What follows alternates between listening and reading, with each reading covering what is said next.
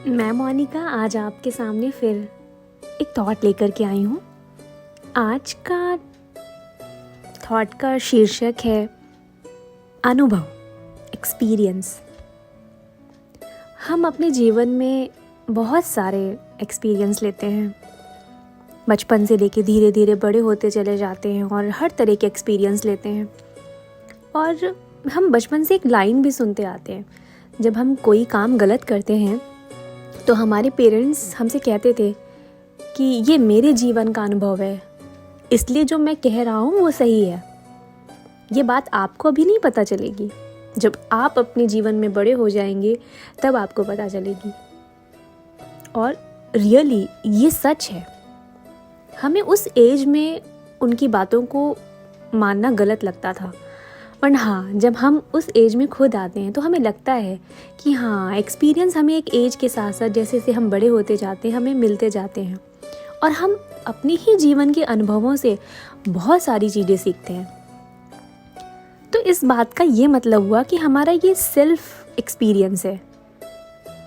हम daily life में बोलते हैं ना सेल्फ एक्सपीरियंस, तो ये हमारा स्वयं का अनुभव है। तो हमने स्वयं के अनुभव को कितना ज़्यादा महत्व दिया है। दूसरों के अनुभव को हम इग्नोर भी करते हैं, बट अपने अनुभव को हम बहुत हाइप पे रखते हैं। लेकिन आज का यूथ क्या कर रहा है? आज का यूथ जैसा लगता है भटक सा गया है। वो अपने लाइफ के एक्सपीरियंस ले भी रहा है, बट उसको ध्यान नहीं दे रहा है।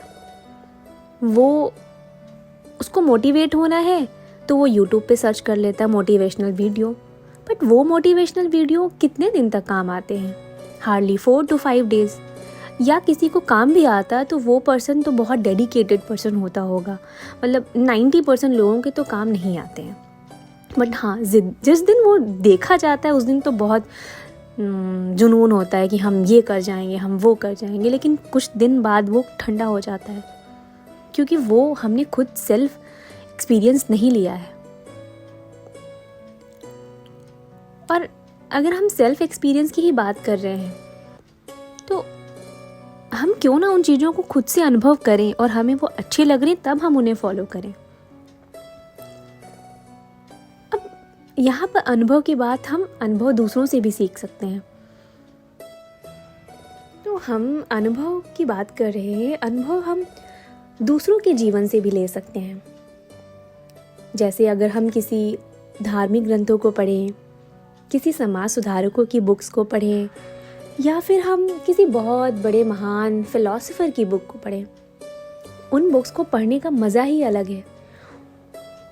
उन लोगों ने अपने जीवन के अनुभवों को लिखा हुआ है। हम उनको पढ़ करके उनसे बहुत सारी चीज़ें सीख सकते हैं और अपने जीवन में अप्लाई भी कर सकते हैं। और जब हम ये बुक स्वयं से पढ़ते हैं ना तो हमें उसकी नॉलेज का जो लेवल है ना वो एक अलग ही होता है।